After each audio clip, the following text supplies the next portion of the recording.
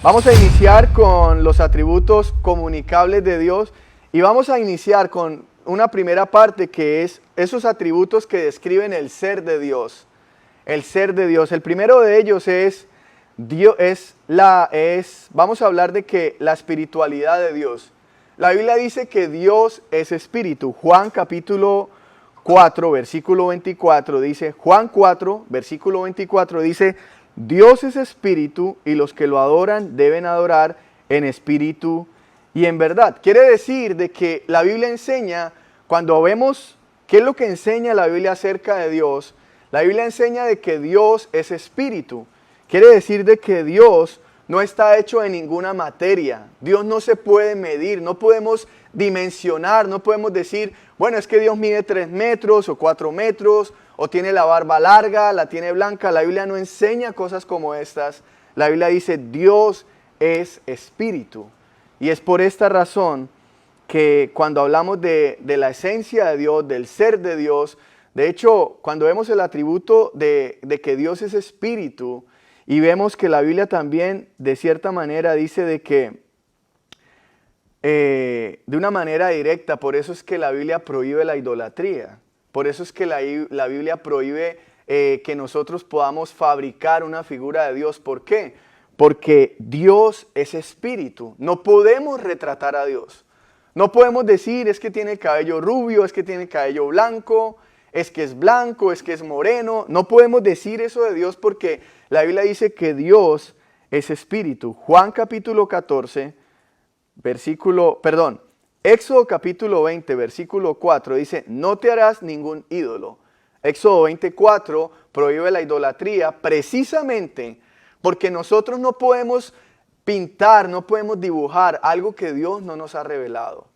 La esencia total del ser de Dios no es algo que podamos medir, no es algo que nosotros podamos simplemente medir con nuestro sentido corporal, de que podamos decir Dios es de esta manera, porque la Biblia dice que Dios es espíritu. Ahora, ¿por qué el hablar de la espiritualidad de Dios o de que Dios es espíritu es un atributo comunicable hacia nosotros? Bueno, porque Dios nos ha dado un espíritu para adorarlo. De hecho, la Biblia dice en Filipenses capítulo 3, versículo 3, dice lo siguiente, porque nosotros somos la verdadera circuncisión que adoramos en el Espíritu de Dios y nos gloriamos en Cristo Jesús, no poniendo la confianza en la carne. Quiere decir de que como seres humanos también somos seres espirituales. Es precisamente por eso somos semejantes a Dios.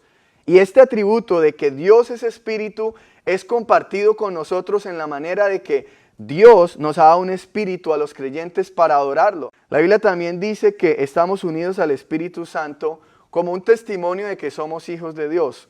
Romanos capítulo 8, versículo 16 dice, el Espíritu mismo da testimonio a nuestro espíritu de que somos hijos de Dios. ¿Se dan cuenta? Dios es espíritu. De hecho, el Espíritu Santo no es que sea una energía o cosas así, no. Escúcheme esto, el Espíritu Santo de Dios es Dios mismo. Y la Biblia dice, el Espíritu mismo de Dios da testimonio a nuestro espíritu. ¿Por qué? Porque así como Dios es espíritu, nosotros también somos seres espirituales. Son atributos que Dios comparte con nosotros. Y voy a recalcar una frase para que no se haga un pequeño video y de pronto se suba un malentendido. Es que nosotros no somos iguales a Dios y nunca seremos iguales a Dios. Pero hay atributos que Dios forma en nosotros y que son atributos de Él, que Él ha compartido, que Él está formando en nosotros o que son comunicables a su pueblo, a sus hijos. También hablamos de que Dios no solamente es espíritu, pero vamos a hablar de la invisibilidad de Dios. Quiere decir de que Dios es invisible. La Biblia dice que el mismo Dios que es espíritu es un Dios invisible. Quiere decir de que Dios no puede ser visto completamente. Nadie jamás ha visto a Dios completamente. Ningún ser humano ha visto a Dios en su esencia total.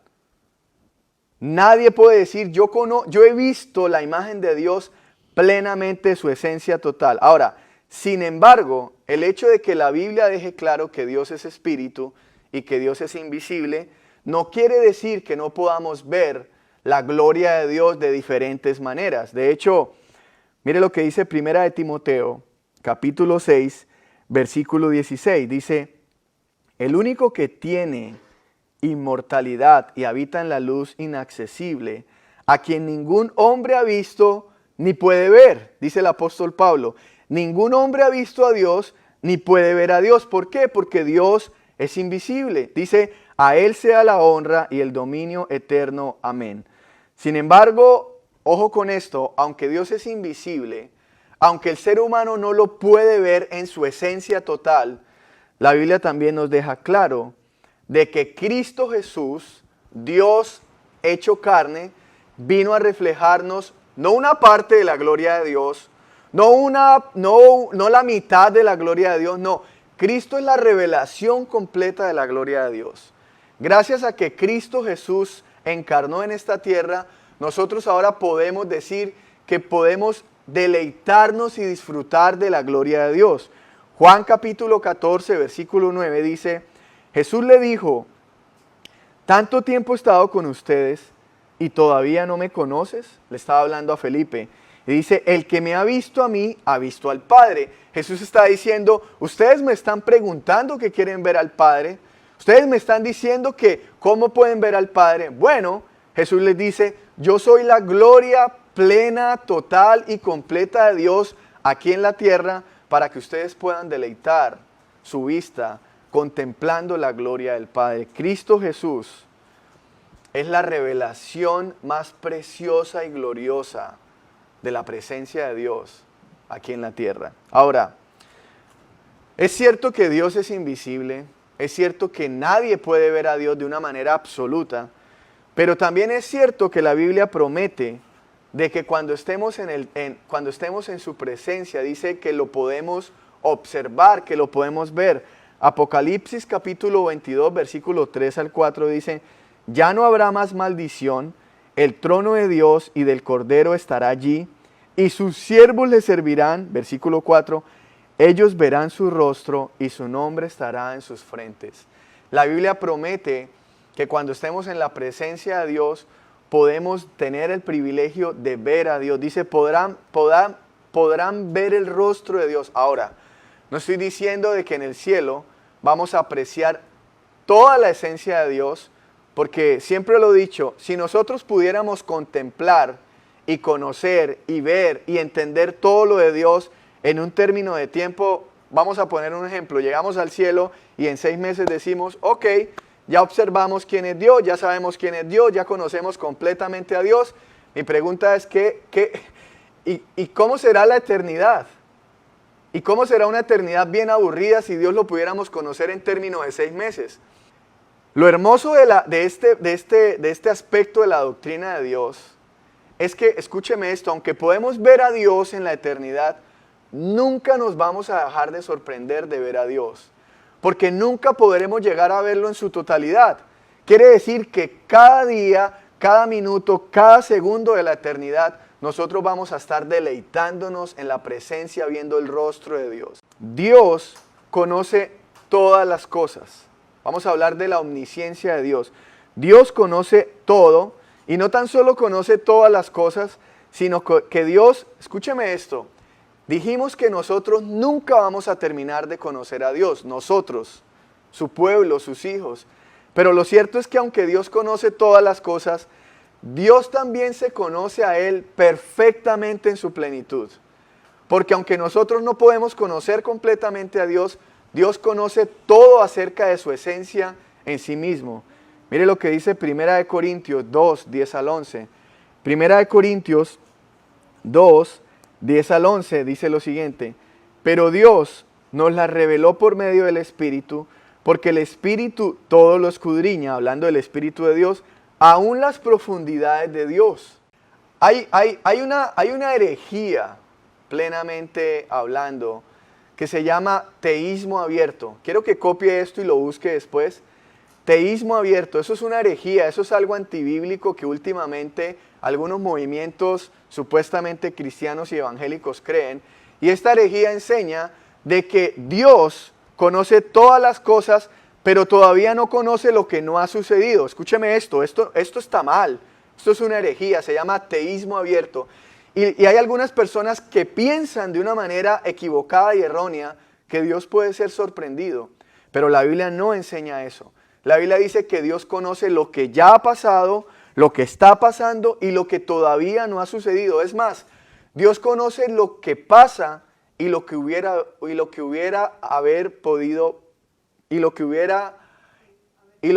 podido pasar. Mire lo que dice Mateo capítulo 11, 21, hablando Jesús, porque Jesús es Dios. Dice, ay de ti Corazín, ay de ti Betsaida, porque si los milagros que se hicieron en ustedes se hubieran, quiere decir que no pasó, pero Jesús dice, si se hubieran hecho estos milagros en Tiro y en Sidón, hace tiempo se hubieran arrepentido en silicio y en ceniza. Quiere decir que la omnisciencia de Dios no solamente conoce todo lo real y todo lo que pasa, sino también lo que hubiera podido pasar.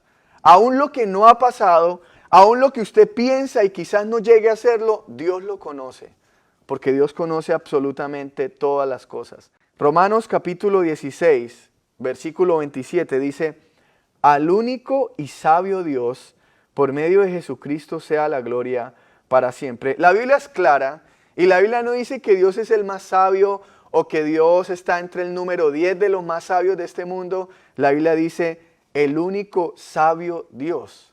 Porque realmente el único ser sabio, perfectamente hablando, es Dios. Todos los planes de Dios, todo lo que Dios ha planeado es totalmente perfecto y todas las decisiones que Dios ha tomado son totalmente perfectas para cumplir sus planes sabios. Quiere decir que Dios no solamente es un ser dentro de los sabios de este mundo, no, dice la Biblia, es el único sabio. Es el único sabio Dios. Por eso la fuente única y verdadera de la sabiduría solamente se halla en Dios. Ahora, ¿por qué este atributo es comunicable a nosotros? Bueno, porque la Biblia dice de que Dios nos imparte sabiduría. Dios nos da de su sabiduría para poder vivir una vida que le agrada a Él. Mire lo que dice Santiago 1.5. Dice, y si a alguno de ustedes le falta sabiduría, ¿sabe por qué Santiago dice que si a alguno de ustedes le falta sabiduría? Porque todos los seres humanos nos falta sabiduría. Porque aunque usted sea creyente y lleva 80 años en el Evangelio, le falta sabiduría. Porque su sabiduría de todo lo que usted hace, de todo lo que usted conoce, no es suficiente. No es suficiente para vivir la vida que Dios pide. Y dice Santiago 1.5, si a alguno de ustedes le falta sabiduría, que se la pida a Dios, quien da a todos abundantemente y sin reproche, y le será. Quien da a todos abundantemente y sin reproche, y le será dada. Quiere decir que Dios es sabio, es el único sabio, es la única fuente de sabiduría, y todo aquel que pide sabiduría a Dios, dice la Biblia, Dios se la dará abundantemente. Dios se la dará sin reproche, porque Dios sabe que sin su sabiduría no podemos realmente actuar sabiamente. Realmente cuando pensamos que somos sabios y actuamos sin la sabiduría de Dios, pensar que soy sabio y actuar sin la sabiduría de Dios es lo más necio que puede pasarnos en este mundo. Romanos 11:33 dice, oh profundidad de las riquezas y de la sabiduría y del conocimiento de Dios, cuán insondables son sus juicios e inescrutables sus caminos. Ahora, aunque la Biblia dice que Dios nos da sabiduría, nos da su sabiduría para poder vivir para Él, la Biblia también deja claro que la sabiduría de Dios es supremamente profunda. Quiere decir que ningún creyente puede tener toda la sabiduría de Dios en su mente o en su corazón y decir, es que yo tengo toda la sabiduría de Dios. De hecho, es tan inescrutable, es tan profunda la sabiduría de Dios que constantemente debemos pedirle sabiduría a Dios. Porque la sabiduría de Dios es algo que en este mundo, ni siquiera en la eternidad, vamos a poder adquirir toda la sabiduría de Dios. Es algo insondable, es algo supremamente profundo. Pero así sea con todo lo que nosotros le pedimos a Dios de sabiduría y con la más mínima dosis, con la más mínima provisión de sabiduría que Dios nos da, podemos nosotros vivir una vida realmente sabia para Él. Dios es la única fuente de verdad y por lo tanto Dios es el único estándar de la verdad. En este mundo que vivimos actualmente, el relativismo dice, tú tienes tu verdad, yo tengo mi verdad, el otro tiene su verdad, pero la Biblia no enseña esto. La Biblia dice, solamente existe una verdad Y esa verdad solamente puede ser hallada en Dios, obviamente por medio de la palabra de Dios. Dice la Biblia, Dios es verdad. La esencia de Dios es que Dios es el Dios verdadero. Juan capítulo 17, versículo 3 dice, y esta es la vida eterna, que te conozcan a ti, el único Dios verdadero. No dice uno de los dioses verdaderos, dice el único Dios verdadero y a Jesucristo a quien has enviado. Quiere decir de que Dios es el único Dios de verdad. No existe otros dioses que puedan equipararse a la verdad de Dios. De hecho, todos los dioses aparte de Dios, la Biblia dice, son falsos dioses. ¿Por qué? Porque no son reales, no son verdaderos. No pueden mantener sus promesas porque no son dioses de verdad. Por eso se les llama falsos dioses. Dice la Biblia, Dios es el único Dios verdadero. Quiere decir de que si tú sigues a un Dios diferente al de la Biblia, estás siguiendo a un falso Dios. Ahora vamos a hablar de los atributos morales de Dios. El primero de ellos es que, escúcheme esto, Dios es bueno. Dios es bueno todo el tiempo Dios es bueno. Como dice la película, Dios es bueno todo el tiempo. Todo el tiempo Dios es bueno. No existe algo de maldad. No existe una gota de malicia en Dios, porque la Biblia dice que Dios es bueno. Por eso va a encontrar usted términos como misericordia o gracia. La misericordia y la gracia son una muestra de la bondad de Dios. Ahora, la esencia de toda la bondad que podamos ver en este mundo se halla únicamente en Dios, solamente en Dios. La esencia de Dios es que Dios es bueno. Quiere decir de que si Dios siempre es bueno, todo lo que Dios hace siempre es bueno. Cuando uno lee el Antiguo Testamento y uno dice, uy, pero yo no considero que esto es bueno. Espérame un segundo. La Biblia deja claro que Dios es bueno.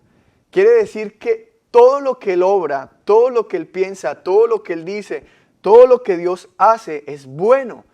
Aunque muchas veces no nos parece que la voluntad de Dios es buena, eso es problema de nosotros, porque no nos parece a nosotros, pero la Biblia deja claro que la voluntad de Dios siempre es buena, todo el tiempo, todo el tiempo. Ahora, mira lo que dice Salmo 106, versículo 1, dice, aleluya, den gracias al Señor. ¿Por qué? ¿Por qué debemos alabar a Dios? Dice, porque es bueno, porque para siempre es su misericordia. Para siempre Dios es bueno, para siempre es misericordioso, para siempre Dios actúa con bondad. Y esa bondad de Dios, ¿por qué es un atributo comunicable? Porque Dios nos comparte de su bondad, porque Dios nos deja experimentar su bondad. Mateo capítulo 7, versículo 11 dice, pues si ustedes siendo malos saben dar buenas dádivas a sus hijos, cuánto más su Padre que está en los cielos dará cosas buenas a los que le piden. La Biblia dice que Dios va a darnos ciertas bendiciones por su bondad, porque Él es bueno. Las bendiciones de Dios, la bondad de Dios, podemos experimentarla porque en su carácter, en su esencia, Dios es bueno. No es porque nos las ganemos y digamos, bueno, yo soy tan bueno que me gano las bendiciones de Dios. No, las bendiciones de Dios vienen porque en su gracia y misericordia y bondad, Él ha decidido dárnoslas, porque tenemos a un Padre bueno. Ahora, Dios no solamente es bueno y comparte su bondad con nosotros, sino que Dios también es amor. Estamos viendo los atributos morales de Dios. De la parte moral de Dios. Dios es bueno y Dios es amor. En su esencia, Dios es amor. No es que Dios solamente ame, sino que Dios es amor. Dice la Biblia en 1 de Juan, capítulo 4, versículo 8, dice, el que no ama, no conoce a Dios, porque Dios es amor. Quiere decir que Dios, en su esencia, es un Dios de amor. Otra vez, Dios es bueno, Dios es amor, y nosotros podemos amar a otras personas de la manera que Dios ama, porque Dios ha derramado de su amor en nuestra vida por medio del Espíritu Santo. Si usted mira la cruz del Calvario, es en la cruz donde Dios nos permite conocer cuál es el verdadero amor. El verdadero amor de Dios es un amor sacrificial. Y ese amor sacrificial que no es natural en el ser humano, todos los que han confiado en Cristo y se han arrepentido de sus pecados, pueden en ciertas oportunidades amar de la manera que Dios quiere que amen, de una manera sacrificial, como Cristo los amó. Pero ¿por qué podemos amar de esta manera? Porque hemos experimentado el amor de Dios por medio de Cristo. Dice la Biblia, Dios es amor y todos los que aman es porque han conocido al Padre. Es porque han experimentado, es porque han conocido ese amor íntimamente. Ahora, también la Biblia no solamente dice que Dios es bueno, dice que Dios es amor. La Biblia también dice que Dios es santo. La Biblia dice que Dios es santo. Dice, cuando hablamos de la santidad de Dios, el estándar de la santidad lo pone Dios mismo. Y cuando hablamos de la santidad de Dios, quiere decir de que Dios está separado de absolutamente todo lo que tenga que ver con el pecado. Dios está separado del pecado. Dios no compagina con el pecado, no queriendo decir que el pecado es como una especie de kriptonita y Dios es Superman, que la kriptonita le hace daño a Dios y por eso Dios no se quiere acercar. No. Porque Dios, aunque está separado del pecado, aunque Dios aborrece el pecado, aunque Dios detesta el pecado, Dios es soberano ante el pecado. Y a veces, en muchas oportunidades, aunque, escúcheme esto, porque no quiero que lo malinterpreten, aunque Dios no aprueba el pecado de nadie, muchas veces Dios usa el pecado. Porque ni siquiera el pecado puede obstaculizar el plan soberano de Dios. Quiero que entendamos esto, porque cuando pensamos en el pecado y en Dios, Dios santo, separado del pecado, pensamos que es que el pecado tiene cierto poder que no deja que Dios se acerque. No, Dios está separado del pecado por decisión propia, porque Dios es 100% santo y Dios no compagina con el pecado. Dios aborrece el pecado. Isaías capítulo 1, versículo 4 dice, hay nación pecadora. Isaías 1:4. Pueblo cargado de iniquidad, generación de malvados, hijos corrompidos, han abandonado al Señor, han despreciado al Santo de Israel, se han apartado de Él. El pecado es lo que nos aparta de Dios. ¿Por qué? Es lo que nos hace estar lejos de Dios. ¿Por qué? Porque Dios aborrece el pecado. Dios es santo y por lo tanto Dios no puede compaginar con el pecado. Dios nunca estará de acuerdo con el pecado, ni en el pasado, ni en el presente, ni en el futuro. Dios nunca va a estar de acuerdo con el pecado. Dios en su ser es perfectamente limpio, puro, y Dios detesta el pecado. Detesta el pecado porque es todo lo contrario a su gloria, a su grandeza, que es 100% limpia, pura. Ahora, esa santidad que solamente está en Dios, porque naturalmente ningún ser humano nace siendo santo, al contrario, nacemos con el deseo de pecar, porque nacemos pecadores por naturaleza. Esa santidad es algo, mire lo que dice Hebreos capítulo 12, Hebreos 12, versículo 10, dice, porque ellos nos disciplinaban por pocos días como les parecía, hablando de los padres terrenales. Dice, pero Él, hablando de Dios, nos disciplina para nuestro propio bien, para que participemos de su santidad. Ojo con esto, Dios es 100% santo, Dios aborrece el pecado, Dios no está de acuerdo con el pecado. El ser humano naturalmente no nace siendo santo, nace siendo pecador, pero todos los creyentes, todos los que han creído en Jesucristo, Dios les permite participar en su santidad. Quiere decir que por eso existe el proceso de santificación. Por eso un creyente en el momento que cree en Jesús y se arrepiente de sus pecados, comienza un proceso de santificación que dura toda la vida.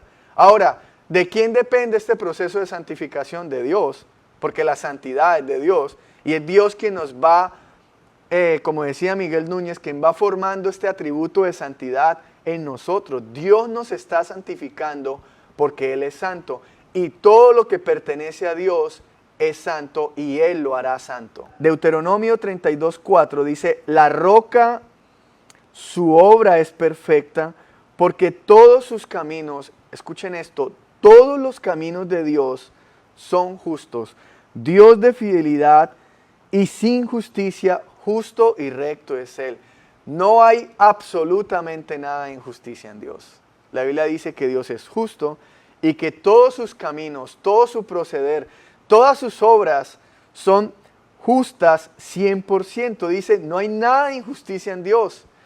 Yo sé que muchos de nosotros a veces pensamos de que cuando Dios traía juicio sobre naciones y exterminaba naciones enteras, de hecho, muchas personas ven la historia de Sodoma y Gomorra y ven y dicen, oh, qué Dios tan injusto, cómo destruyó esta nación. Pero realmente eso no es ser injusto. De hecho, el hecho de que Dios sea un Dios justo quiere decir que su carácter lo va a llevar a actuar correctamente siempre. Dios no puede ser comprado, Dios no va a tener un grado de corrupción en su obrar. Y es por esta razón que cuando algo merece que se haga justicia, Dios la va a hacer 100%, porque Dios es justo. ¿Cómo Dios pudo perdonarnos a nosotros pecadores y aún así seguir siendo justos? La respuesta está en Romanos 3, 24, 26. Dice lo siguiente, todos son justificados gratuitamente. Quiere decir que nuestra justificación delante de Dios no es por nosotros. Todos son justificados gratuitamente por su gracia, por medio de la redención que es en Cristo Jesús. Versículo 25. A quien Dios exhibió públicamente como propiciación por su sangre, quiere decir como sustituto. Cristo pagó un pecado que nosotros debíamos pagar. Y dice como propiciación por su sangre, estoy leyendo el versículo 25 de Romanos 3, a través de la fe como demostración de su justicia, porque en su tolerancia Dios pasó por alto los pecados cometidos anteriormente. Versículo 26, para demostrar en este tiempo su justicia, a fin de que Él sea justo y sea el que justifica al que tiene fe en Jesús. Todos los creyentes experimentamos este atributo comunicable de Dios de la justicia gracias a lo que Jesús hizo en la cruz del Calvario. Todos somos injustos naturalmente delante de Dios. Todos somos declarados pecadores y culpables delante de Dios. Pero gracias a que Cristo pagó por nuestros pecados, ahora por medio de la fe, cuando creemos en Jesús y cuando creemos de que ese acto es suficiente para justificarnos delante del Padre, Dios nos declara justos y ya no somos más culpables, ni ya no somos más vistos pecadores delante de Dios, en el sentido de que Él nos ha declarado justos. Somos declarados justos gracias a la justicia de Cristo. Somos declarados justos gracias a que Dios en la cruz no solamente demostró su justicia, ¿por qué? Porque castigó el pecado, Dios pagó el precio de nuestros pecados, pero al mismo tiempo nos perdonó. Dios es un juez justo por pagar el precio de los pecadores por medio de su Hijo, pero al mismo tiempo es un juez que nos ha justificado. Dios nos ha justificado gracias a lo que Cristo hizo en la cruz del Calvario. Quiere decir de que nadie, absolutamente nadie, puede pararse delante de Dios y decirle, eres injusto por perdonar pecadores. Nadie puede hacer esto, porque Dios pudiera decirle, no soy injusto, porque mi Hijo Jesucristo pagó por cada pecado de uno de todos mis hijos. Quiere decir que Dios no solamente proveyó perdón, sino también proveyó justicia, para que su acto de perdón no fuera un acto de injusticia. Aún el habernos perdonado, Dios está exaltando su justicia y está exaltando su misericordia a la vez.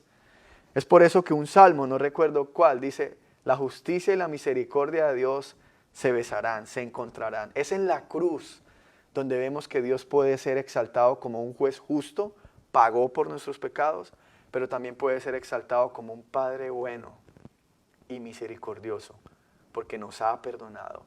Es justo y es aquel que nos justifica. Ahora, no solamente Dios es justo, pero Dios también es un Dios celoso. La Biblia dice en Éxodo capítulo 20, versículo 5, no adorarás a falsos dioses ni los servirás, porque yo el Señor tu Dios soy un Dios celoso. Quiere decir de que Dios tiene un celo por su gloria. Dios tiene un celo por su adoración. ¿Por qué? Porque es el único Dios verdadero. Ese celo que Dios tiene por su gloria misma es bueno. Es bueno porque quiere decir de que Dios nos está protegiendo de que nos desviemos en la idolatría. Es más, el corazón del hombre solamente puede ser satisfecho por Dios. Solamente cuando adoramos al Dios verdadero vamos a encontrar una verdadera satisfacción, un verdadero gozo, una verdadera plenitud. Entonces, el hecho de que Dios sea celoso quiere decir que Dios siempre está buscando defender su honor. Siempre está buscando defender su gloria. Dios no va a permitir que su gloria sea pisoteada, sea rechazada y simplemente no pase nada. No, Dios es un Dios celoso de su gloria. Y por eso Dios en Éxodo 25 dice, soy un Dios celoso. No quiero que se adoren falsos dioses. Ahora, el celo de Dios no es que Dios sea un Dios celoso egocéntrico, porque cuando hablamos de celos se nos viene a la imagen una pareja peleando porque le fue infiel al otro. No estoy hablando de este celo. Estoy hablando de esa pasión que Dios tiene por defender su gloria, de esa pasión que Dios tiene por defender su honor. Quiere decir de que Dios sabe que nosotros no vamos a poder ser satisfechos ni plenos en ninguna otra gloria, sino solamente en la de Él. Y Dios es celoso de su gloria porque su gloria es digna de ser adorada, de ser alabada. Dios es un Dios celoso y por eso ese atributo de ser celoso con su gloria también es compartido hacia nosotros. Mire lo que le escribe el apóstol Pablo a la iglesia de Corinto. Dice, 2 de Corintios 11:2, dice lo siguiente. Porque celoso estoy de ustedes con celo de Dios, dice Pablo. Dice, pues los desposé a un esposo para presentárselos como una virgen pura a Cristo. Quiere decir que Pablo dice, soy celoso de que todo el evangelio que les enseñé, de que el único evangelio que les enseñé, ustedes vivan solamente para ese evangelio. Pablo estaba corrigiendo de que muchos creyentes podrían desviarse a creer falsos evangelios, a caer en la falsa doctrina. Y Pablo dice, soy celoso porque comparto el celo de Dios. Dios tiene celo por la verdad, Dios tiene celo por su gloria, Dios tiene celo por la palabra, Dios tiene celo por el evangelio. Y ese mismo celo Dios nos lo comparte a nosotros los creyentes. Ahora, quiero hacer un énfasis acá, un paréntesis acá. Una cosa es ser celoso por la gloria de Dios, por el evangelio de Dios, y otra cosa es ser un arrogante que está dañando a toda la gente, diciéndole que lo hacen mal y que Él solamente sigue la verdad. El hecho de que Dios sea celoso y el hecho de que Dios comparta ese celo por nosotros, no quiere decir de que yo tengo el derecho de maltratar a otras personas que creen algo diferente a mí. No quiere decir de que yo tengo el derecho a criticar por las redes sociales y solamente enfocarme a dañar esas falsas doctrinas que enseñan otras personas. No estoy diciendo que no estamos llamados a defender la verdad. Los creyentes en Jesucristo estamos llamados a defender la verdad, pero estamos llamados a destruir cualquier falsa doctrina, pero no a destruir a las personas. Estamos llamados a ir en contra de la falsa doctrina, pero no a ir en contra de las personas. Y hay una línea muy delgada entre ser celoso por la sana doctrina y ser arrogante que solamente hace daño y no está edificando a nadie. De hecho, el celo que nosotros debemos mostrar hacia aquellos que están desviados o se están desviando debe ser en un espíritu de amor, en un espíritu de cuidado. Yo soy celoso de que mi hermano siga la doctrina sana, el verdadero evangelio, pero lo voy a hacer en un espíritu de amor, de cuidado, no en un espíritu de arrogancia. Porque ser celoso de una manera arrogante, orgullosa y destruyendo a otras personas, ese no es el celo que Dios quiere que tengamos por su doctrina y por su evangelio. El último atributo que voy a hablar de, atributo moral de Dios, es la ira de Dios. Otra vez, cuando hablamos de la ira, pensamos en un abuelito que está sentado y que es aburrido y que está enojado y que tiene un palo o un látigo pegándole a sus nietos. No. La ira de Dios es algo más serio que esto. Éxodo capítulo 32, versículo 9 al 10 dice lo siguiente. Éxodo 32, 9 al 10. El Señor dijo además a Moisés, he visto este pueblo y ciertamente es un pueblo terco. Ahora pues déjame para que encienda mi ira contra ellos y los consuma. La Biblia dice que Dios es un Dios de ira. ¿Por qué? Por el pecado del pueblo.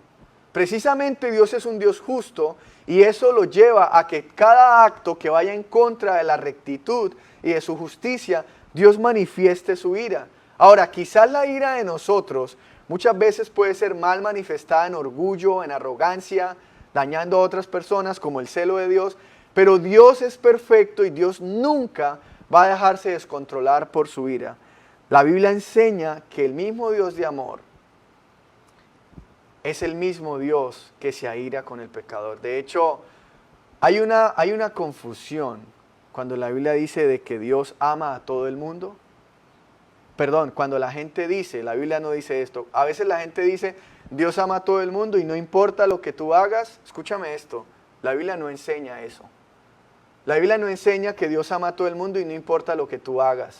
Y que como Dios es amor, tú puedes vivir la vida como quieras y no importa. La Biblia no enseña esto. La Biblia enseña que Dios ama a todo el mundo, hablando de la gracia común, pero el mismo Dios de amor es el mismo Dios que va a derramar su ira sobre los pecadores. A veces la gente dice, bueno, va a derramar su ira sobre el pecado. Sí, pero el pecado está dentro del hombre y el infierno no va a estar lleno de pecado, va a estar lleno de pecadores. Quiere decir que cuando Dios derrame su ira para destruir el pecado, tiene que destruir a aquellos que son pecadores. Juan capítulo 3, versículo 36, quizás ese es el versículo más importante de esta noche. ¿Y por qué digo más importante? Porque cuando la gente dice que Dios ama a todo el mundo sin importar lo que haga, este versículo contradice eso.